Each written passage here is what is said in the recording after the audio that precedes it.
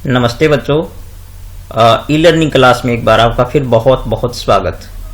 तो लघुत्तरात्मक प्रश्नों की श्रृंखला में आज हम दूसरी प्रश्नावली के प्रश्न करते हैं और मैं आपको इस बात के लिए बहुत बधाई देता हूं कि आपका अच्छा सहयोग मिल रहा है और काफ़ी वॉच टाइम भी आप दे रहे हैं।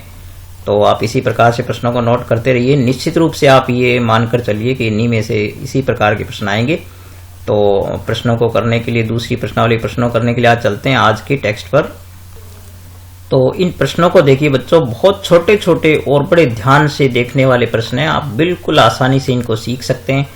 तो जैसे आपको कहा कि बहुपद का शून्यक क्या होगा, तो यहाँ पर आपको एक बहुपद देंगे। जब भी आपसे शून्यक पूछे तो आप दिए गए बहुपद को शून्य के बराबर रख लें। तो इस प्रकार से जो हमें दे रखा है 2x + 1 दे रखा है, हम क्या करेंगे, इसको शून्य के बराबर रख करके और x का मान निकाल लें। तो देखिए यहाँ पर +1 है तो हम इसका पक्षांतरण करेंगे तो ये जो आपका है वो -1 हो जाएगा दाईं तरफ ले जाने पर। और फिर देखें कि जो गुणा में होता है वो भाग में चला जाता है। इस प्रकार से इसका हल आप देख सकते हैं कि -1/2 आ रहा है। तो इसका बी पार्ट जो है वो सही है।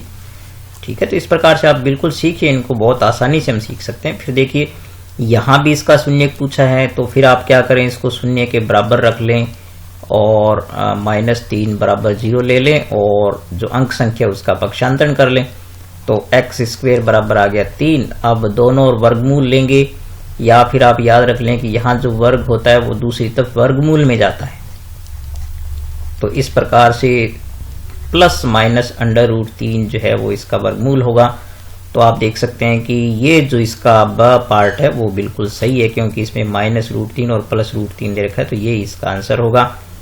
फिर आप देखिए कि इसमें ये कहा है कि यदि बहुपद px, ये जो आपको दे रखा है कि शून्यक a और b हो बच्चों, तो यदि इसके शून्यक a और b हो तो a गुणा b का मान क्या होगा। तो आप जानते हैं कि अल्फा गुणा बीटा जो होता है, यानी शून्यकों का जो गुणनफल होता है वो आप जानते हैं कि a गुणा b बराबर होता है c/a। तो आप जानते हैं यहाँ पर चूंकि a b नाम दे रखा तो c होता है जो अचर पद होता है और जो x का गुणांक होता है वो होता है a। तो आप देख सकते हैं कि यहाँ पर c का मान आपके पास 15 है और x² का गुणांक जो a होता है वो 1 है, कुछ भी गुणांक नहीं है तो 1 होता है। तो यहाँ पर इस प्रकार से आप देखें कि ये 15 आ रहा है। तो आप देखें यहाँ पर आप देख सकते हैं कि यहाँ पर 2 बार 15 दे रखा है, तो शायद यहाँ पर माइनस होना चाहिए। तो हमारा जो ये प्रश्न, ये जो पार्ट होगा ये इसका अ भाग सही होगा। तो आप इनको याद रखिए इस प्रकार से। फिर कह रहा है कि p और q यदि बहुपद के शून्यक हो तो 1/p और 1/q जो है वो आपको ज्ञात करना है। तो यहाँ पर हम देख सकते हैं कि पहले हमें इसके शून्यक निकालने होंगे। तो इसको गुणनखंड विधि से हम हल कर सकते हैं। तो इसके गुणनखंड विधि से जब हम इसके गुणनखंड करेंगे तो आपके पास जो इसके 2 गुणनखंड आएंगे वो आएंगे x + 1 और x + 1 आएंगे। और फिर हम क्या करेंगे, इनको शून्य के बराबर जब लेंगे तो x + 1 = 0 लेंगे। तो दोनों ही जो मान आएंगे वो -1 आएंगे। तो आप देख सकते हैं कि फिर जब हम इनको इस प्रकार से 1/p और 1/q ज्ञात करेंगे तो आप देख सकते हैं कि 1/-1 होगा और प्लस में भी 1/-1 होगा। तो इस प्रकार -1 और -1 ये हो जाएंगे -2।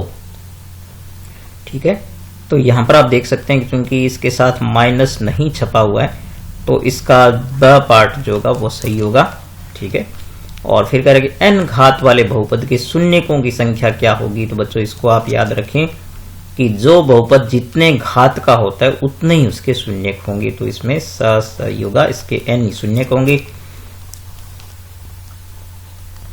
तो यहाँ देखिए बच्चों, आपको कह रहा है कि ऐसे बहुपद का निर्माण कीजिए जिसके शून्यक जो है वो आपके पास 5 और 8 हो। तो बच्चों यहाँ पर शून्यक आपको दे रखा है, यानी अल्फा पहला शून्यक दे रखा है 5 और दूसरा शून्यक जो बीटा हम कहते हैं वो दे रखा है आपको 8। तो आप पहले क्या करें, अल्फा + बीटा निकाल लें, दोनों का योग निकाल लें। तो वो 5 + 8 बराबर कितना हो गया, 13 हो गया। और फिर जब अल्फा गुणा बीटा निकाल लें, दोनों का गुणनफल ज्ञात कर लें, तो 5 × 8 बराबर ये आपके पास हो गया 40।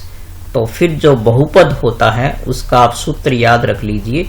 बहुपद जो आपका होगा वो इस प्रकार से होता है, x square minus alpha plus beta into x और प्लस में एल्फा गुणा बीटा। अब ये दोनों मान आप इसमें पुट कर दीजिए, तो इस प्रकार से आप देखेंगे कि एक्स स्क्वेयर माइनस में देखिए अल्फा प्लस बीटा का मान रखेंगे तो 13 एक्स हो गया और प्लस में आपके पास हो गया 40। तो इस प्रकार से आप बहुपद का निर्माण कर सकते हैं। फिर कह रहा है कि एक द्विघात बहुपद का उदाहरण दीजिए। तो बच्चों आप इसमें एक ऐसा पद ले लीजिए जिसमें एक्स की घात क्या हो, 2 हो, और फिर कोई एक्स का पद ले लीजिए, जैसे हम 3x ले लेते हैं यहाँ पर, और प्लस में यहाँ पर लेते हैं 2। तो इस प्रकार से ये एक द्विघात बहुपद हो गया जिसमें x की अधिकतम घात क्या रहनी चाहिए, 2 रहनी चाहिए। ठीक है, और फिर कह रहे हैं कि एक द्विघात बहुपद ये है तो कि आलेख की आकृति किस प्रकार की प्राप्त होती है।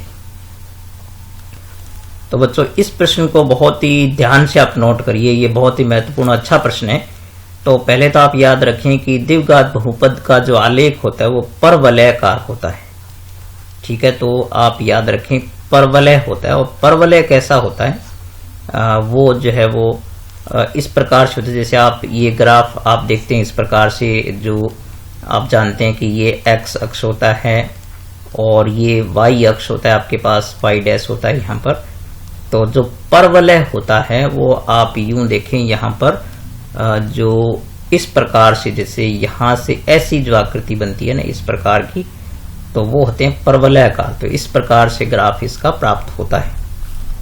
फिर कह रहा है कि एक द्विघात बहुपद ज्ञात कीजिए जिसके शून्यकों का योग और गुणनफल जो है वो ये हो। तो जो मैंने अभी आपको बताया था कि द्विघात बहुपद का जो सूत्र होता है वो इस प्रकार से होता है, x square minus alpha plus beta जो शून्यकों का योग होता है, और प्लस में एल्फा गुणा बीटा जो शून्यकों का गुणनफल होता है। तो यहाँ पर आप दोनों मान रख दीजिए। देखिए योग आपको दे रखा है 7 और गुणनफल दे रखा है 5। तो बहुपद बनेगा वो होगा एक्स स्क्वेयर माइनस 7x और प्लस में 5। यदि आपको शून्य दे रखे हो तब तो आप ये तरीका लगाइए, और जब सीधा योग और गुणनफल दे रखा है तो आप ये तरीका लगाइए। ठीक है, द्विघात बहुपद ज्ञात कीजिए जिसके शून्य के 1/4 और माइनस 1/4 हो। तो मैंने आपको बताया था कि यहाँ पर जो दोनों शून्य दे रखे पहले आप इनका योग निकाल लें। तो बच्चों यहाँ पर जब आप इनका योग करेंगे तो अल्फा प्लस बीटा जो आएगा वो 1/4, और फिर माइनस में देखिए ये 1/4 है, तो इनका योग तो आप जानते हैं कि 0 हो जाएगा क्योंकि एक दूसरे से कट जाएंगे। और गुणनफल इनका जो आएगा अल्फा गुणा बीटा वो आएगा 1/4 को जब हम गुणा करेंगे माइनस 1/4 से, तो ये हो जाएगा माइनस 1 कितना हो गया, 16 हो गया, 4 चौके 16। तो अब जब बहुपद ज्ञात करेंगे तो आप इस प्रकार से जो है वो आप ये सूत्र जो अभी ऊपर लिखा था हमने यहाँ पर यही होगा इसका, एक्स स्क्वेयर माइनस एल्फा गुणा alpha plus beta into x, और प्लस में होता है अल्फा गुणा बीटा।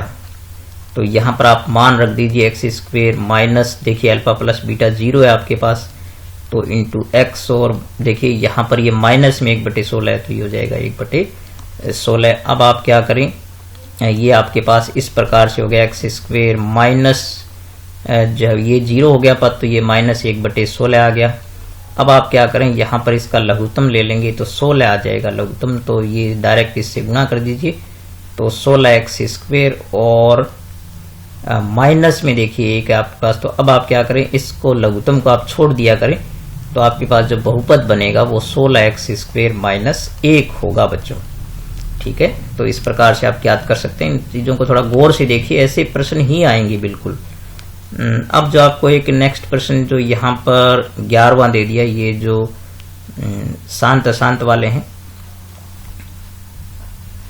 तो यहाँ पर ये कुछ प्रश्न जो है वो पहली प्रश्नावली से दे दिए, तो इनको अपने छोड़ देते हैं, ये हमने पहले कर लिए हैं। ठीक है, इनको हम पहले कर चुके हैं, तो ये प्रश्न जो है वो तो यहाँ पर वापस जो है वो ये पहला प्रश्न देखिए, यहाँ पर ये कह रहा है कि यदि बहुपद ये जो है कि शून्य का एक शून्य जो आपके पास 3 है तो k का मान क्या होगा। तो बच्चों आप जानते हैं कि किसी भी द्विघात बहुपद के जो शून्य होते हैं उनको हम अल्फा बीटा का नाम देते हैं। तो जब भी ऐसे प्रश्न आए तो यदि k आपके पास यहां पर अचर पद की जगह दे रखा है तो आप अल्फा गुना बीटा वाला तरीका लगा लें।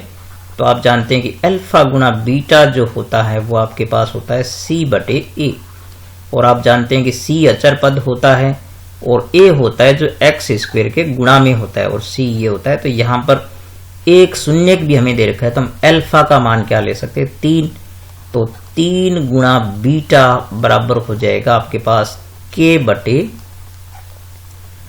जो है वो आपके पास कितना हो गया, इसका मान हो गया 2।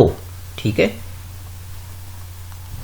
तो बच्चों ऐसे प्रश्नों को आप थोड़ा गौर से देखिए। तो यहां पर देखिए हमने k का मान निकाल लिया पहले, जो है वो 6 गुना बीटा बराबर के। अब हम क्या करेंगे, अल्फा प्लस बीटा पर हम जानते हैं कि ये जो होता है वो होता है -b/, तो यहाँ पर हमें अल्फा जो ज्ञात है 3 है, प्लस बीटा बराबर -b/a करेंगे तो देखिए b होता है जो x के गुणा में होता है, तो 1/2 आ गया।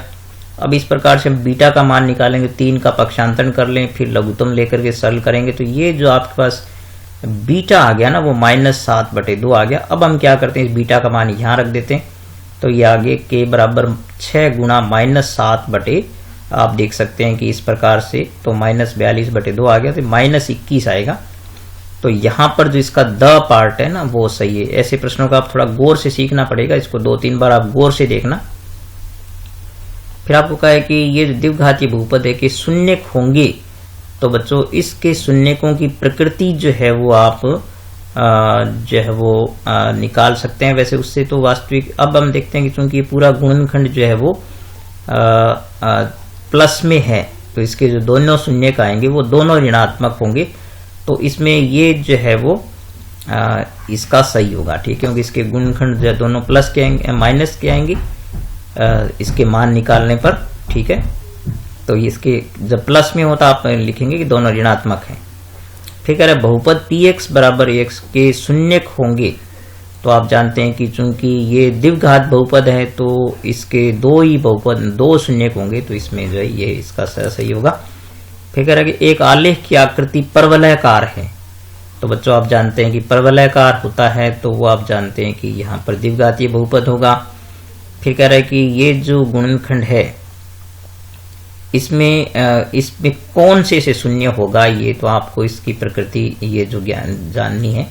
तो इसको हम देखते हैं कि इनमें से कौन सा सही होगा। व्यंजक x बराबर x-3 है, तो इसमें कौन सा जो सही होगा, तो आप देख सकते हैं कि जब हमें x-3 दे रखा है बच्चों, तो x-3 दे रखा है, तो आप इसको 0 के बराबर रखें, तो इस प्रकार से x बराबर जो है वो आपके पास आएगा 3, क्योंकि जब पक्षांतरण करेंगे तो प्लस हो जाएगा। तो इसमें फिर हम P3 निकाल सकते हैं, x की जगह क्या रख सकते हैं, प्लस का 3 रख सकते हैं, तो फिर जो है ये 0 हो जाएगा जब हम यहाँ पर क्या रखेंगे, प्लस का 3 रखेंगे। तो इस प्रकार से इसका अ जो है ना सही है, क्योंकि यहाँ भी माइनस है, यहाँ भी माइनस, यहाँ भी माइनस है, तो ये जो है वो इसका यही सही आएगा। फिर कह रहे हैं द्विघात बहुपद के शून्यक हैं, तो आप इसके शून्यक जो है वो गुणनखंड विधि से निकाल सकते हैं। तो गुणनखंड विधि से निकालने के लिए आपको पता है कि, तो यहाँ देखिए बच्चों जो हमें गुणनखंड दे रखा है, ठीक है, जो बहुपद दे रखा है हमें इसमें, तो ये x² -6x और प्लस का 5। तो आप क्या करें कि जब यहाँ पर प्लस हो तो ऐसी संख्या लें जिनका योग 6 हो और गुणनफल बाह्य पदों के बराबर हो, तो इसके गुणा में 1 है तो 5 एकम 5 होना चाहिए। तो इसको हम कर सकते हैं x² और यहाँ पर -5x और -1x ले लें, तो माइनस का 5 और -1 माइनस के 6 हो गए, और गुणनफल इनका जो 5 एकम 5 आ जाएगा।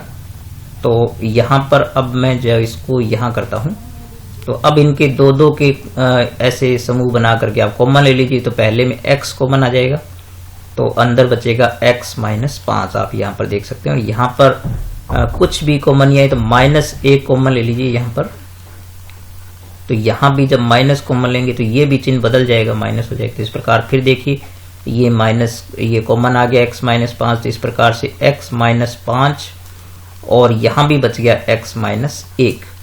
अब इनके शून्यक निकालने के लिए आप क्या करें, यहाँ से ऐसे लिखें शून्यक और इनको शून्य के बराबर रख दें, तो x-5 बराबर 0, तो यहाँ से तो x बराबर आपके पास आ गया 5, और या फिर x माइनस 1 बराबर 0, तो यहाँ से आ गया आपके पास x बराबर 1। तो इस प्रकार से देखिए ये जो इसके शून्यक आएंगे 2, तो ये इसके जो शून्यक होंगे। ठीक है बच्चों, इस प्रकार आप इनको गुणनखंड विधि से हल करना सीखिए। फिर कह रहा है कि इसमें शून्यकों का गुणनफल 6 हो, तो आप कह रहे हैं कि a का मान ज्ञात कीजिए। बच्चों शून्यकों का गुणनफल जो हम जानते हैं कि अल्फा गुना बीटा जो होता है वो होता है c/a। तो आपको जो एक दोनों का गुणनफल आपको ये दे रखा है, तो यहाँ पर हम ले सकते हैं कि 6 बराबर c जो होता है वो देखिए बच्चों यहाँ पर ये होता है जो अचर पद होता है, तो -6/x² का गुणांक जो है वो a है। तो आप देख सकते हैं यहाँ पर अब इनको तिरछा गुणा कर दें, तो देखिए 6a बराबर आपके पास क्या आ जाएगा -6। तो इस प्रकार से a बराबर आपके पास आ जाएगा -6/6। तो 6 -6 में 6 का भाग देंगे तो -1 आएगा। तो इस प्रकार से आप देख सकते हैं कि a का मान जो आपके पास क्या आएगा -1 आएगा। ठीक है, तो यहां देखिए बच्चों अल्फा प्लस बीटा जो शून्यकों का योग होता है वो -b/a होता है। तो यहाँ पर आप जानते हैं कि x का गुणांक जो है वो b होता है और x² गुणांक a होता है और ये c होता है। तो यहाँ पर आप देखें कि -5/1 लेंगे तो ये +5 आ जाएगा, क्योंकि माइनस को माइनस से गुणा करेंगे। तो अब आपको दे रखा है कि अल्फा माइनस बीटा जो है वो आपके पास है 1, और अल्फा प्लस बीटा हमें मिल गया 5। तो इस प्रकार से जब हम इन दोनों समीकरणों को जोड़ेंगे, देखिए बीटा से बीटा कट गया, आप इनको प्लस कर दीजिए, दोनों को जोड़ दीजिए, तो यहाँ से 2 अल्फा बराबर आ गया आपके पास 6। तो इस प्रकार से अल्फा बराबर आपके पास आ जाएगा 6/2, 3 आ गया। अब आप क्या कीजिए कि ये जो अल्फा का मान है वो आप जब समीकरण 2 में रख दीजिए, तो 2 में रखेंगे तो आप देख सकते हैं कि मैं यहाँ रखता हूँ, तो ये देखिए 3 प्लस बीटा बराबर कितना आ गया आपके पास 5 आ गया। तो इस प्रकार से बीटा जो है हमें क्या मिल गया 5 - 3 बराबर 2 आ गया। तो ये आपके पास बीटा हो गया और ये हो गया अल्फा। अब आप जानते हैं कि शून्यकों का जो गुणनफल होता है अल्फा गुना बीटा वो c/a होता है। अब अल्फा हमारे पास कितना है 3 है और बीटा हमारे पास 2 है, और c जो है वो आप जानते हैं कि ये जो अचर पद होता है तो k, और a जो है ना वो होता है x² गुणांक, तो वो 1 है। तो इस प्रकार से आप देखें कि 3 दूनी 6 बराबर k आ गया। तो इस प्रकार से k का जो मान आएगा वो आएगा 6। ठीक है बच्चों, इस प्रकार से थोड़े से ये ध्यान से समझने वाले सवाल है, गौर से करने वाले सवाल है। फिर देखिए आपके पास यहाँ पर जो ये सवाल दे रखा है कि ये इस बहुपद का एक गुणनखंड है, तो k का मान ज्ञात कीजिए। तो आप ऐसे करें कि फटाफट यहाँ पर माइनस दे रखा है, तो आप जानते हैं कि माइनस दे रखा हो तो हम क्या करते हैं x - 2 बराबर 0 लेंगे, तो x बराबर आपके पास आएगा 2। तो आप फटाफट x के स्थान पर यहाँ पर 2 रख दीजिए, तो मैं यहाँ पर रखता हूँ। तो 2 की घात कितनी होगी 4 हो गई, और माइनस फिर 2 की घात आपके पास 3 हो गई, फिर 4 × 2 की घात 2 हो गई। फिर आप देख सकते हैं k इंटू जो है वो 2 हो जाएगा, x जहां भी है वहां पर हमने 2 रख दिया, और प्लस में देखिए 10 है, बराबर में हम ले लेंगे 0 क्योंकि इसका गुणनखंड है। तो आप जानते हैं कि 2 को 4 बार गुणा करेंगे 16 आएगा, और ये 8 आएगा, और ये आएगा आपके पास देखिए 4 चौके 16 आएंगे, और ये आ गया आपके पास 2k, और प्लस में देखिए 10 हो गया, बराबर में 0 हो गया। देखिए प्लस के आपके पास कितने हो गए, देखिए 16 प्लस का और 10 26 हो गए, और माइनस के आपके पास हो गए 16 और 8 24। ठीक है, तो इस प्रकार से मैं यहाँ करता हूँ इसको। तो इस प्रकार से देखिए 24 घट गए, 26 में से तो बचेंगे 2 + 2k बराबर कितना आ गया 0। तो इस प्रकार से आप जो है यहाँ पर k बराबर कितना आ जाएगा, ये 2 आप पक्षांतरण करेंगे -2 और गुणा वाला 2 में, तो इस प्रकार से k का मान जो है वो -1 आएगा बच्चों। आप तो इसको थोड़ा गौर से देखिए आप, क्योंकि ऐसे प्रश्नों का आपको बहुत ही गौर से देखना पड़ेगा, तभी जो आप इनको समझ पाएंगे। 2-3 बार गौर से देखेंगे तो ये प्रश्न बिल्कुल आपके समझ आएंगे। बस आपने तरीका ही देख लिया कि जो भी गुणनखंड है उसको 0 के बराबर ले लो, और उसका जो मान है ना जो यहाँ पर आया उसको आप x के स्थान पर रख करके बराबर में 0 लेकर के हल कीजिए।